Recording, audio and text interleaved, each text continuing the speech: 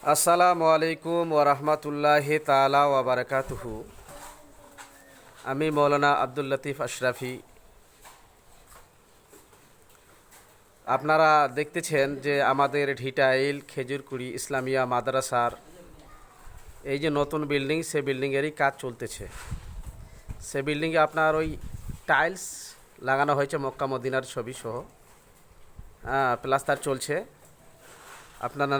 আপনারা সকলে নজরে সানি করুন, দেখুন, দোয়া করবেন যাহাতে পরক্ষণে আল্লাহ তাবারক ওয়া তাআলার অশেষ কারমে নবীর ওসিলায় আল্লাহ তাআলা এই মাদ্রাসাকে দিনে বা দিন তারাক্কির দিকে এগিয়ে নিয়ে চলেন। আপনাদের সকলের সহযোগিতায় এই মাদ্রাসা ইনশাআল্লাহ তাআলা এগিয়ে যাবে, এটাই কামনা করব। আর বিশেষভাবে বলবো যে এই মাদ্রাসায় যেনারা হয়তো গত জালসায় সিমেন্ট, রড, বালি যাহা কিছু দিয়েছেন কিংবা টাকা পয়সা, সে সমস্ত দান সামগ্রী যদি আপনারা স্বইচ্ছায় যদি মাদ্রাসায় নেক নিয়তে, হয়তো আপনারা নিজের আত্মীয় স্বজনকে স্মরণ করে দান করেছেন, নিজের পিতা মাতাকে যিনারা চলে গেছেন তিনাদেরকে স্মরণ করে আপনারা নবীর ঘর মাদ্রাসায় দান করেছেন, সে দানগুলো যদি আপনারা মাদ্রাসায় পৌঁছান তো খুব ভালো হয়, আলহামদুলিল্লাহ। আর যদি পৌঁছানোর মতো আপনার কাছে সময় না থাকে, আপনারা দয়া করে এই গ্রুপেই যদি একটু জানান যে মৌলানা সাহেব আমার একটু সিমেন্ট আছে, আপনি পারলে নিয়ে যান, ইনশাআল্লাহ তাআলা আপনার বাড়ি পর্যন্ত যাওয়া হবে।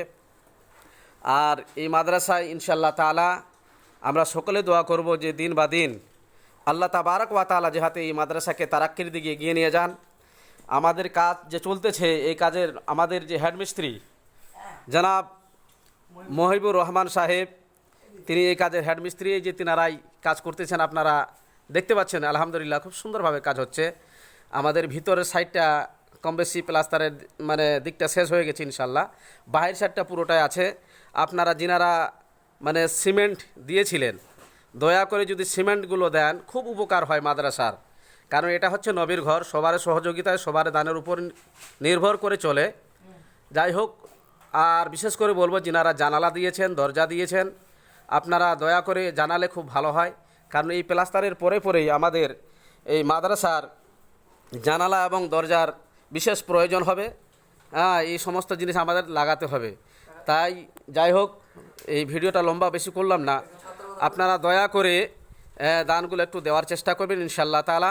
আপনাদের সকলের জন্যে আমাদের মাদ্রাসার তালিব ইলমকে নিয়ে ইনশাআল্লাহ তাআলা আপনাদের সকলের জন্য দোয়া করব, এটাই আশা রাখি।